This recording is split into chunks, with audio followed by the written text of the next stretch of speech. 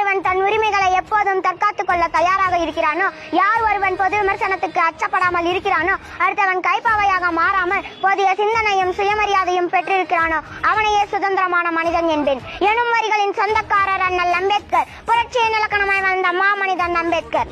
அரசியல், இலக்கியம், தத்துவம், இதிகாசம், வரலாறு, மதம், சட்டம், பொருளாதாரம் பற்றி அகன்ற நுண்ணறிவும் ஆழ்ந்த பகுத்தறிவும் பெற்ற அம்பேத்கரை பற்றி பேசும் நல்வாய்ப்பு எனக்கு கிடைத்தமை எண்ணி ஆக மகிழ்கிறேன். சாதி எனும் சாக்கடையையும் மதம் என்னும் மடமையையும் புறந்தள்ளிய புரட்சியாளன் இளமை பருவம் பற்றி சொல்லட்டுமா தோழர்களே? 1891 ஏப்ரல் மாதம் 14 இன்றைய மத்திய பிரதேசத்தில் உள்ள மாவ் எனும் ஊரில் பிறந்தார் புரட்சியாளன் அம்பேத்கர் பற்றி ஆரம்பிக்கலாமா? சாதிதான் சமூகம் என்றால் வீசும் காற்றில் விஷம் பரவட்டும். சாதியை ஏற்றத்தாழ்வுகளின் ஆணிவேர் அடியோடு வீழ்த்த பாடுபட்ட மாமனிதன். கடவுளுக்கு தரும் காணிக்கை விட ஒரு ஏழைக்கு தரும் கல்வி மேலானது என்றவர். ஒன்று சேர் புரட்சி செய் என்பதை மனதில் நிறுத்திக் கொள்ளுங்கள் தோழர்களே.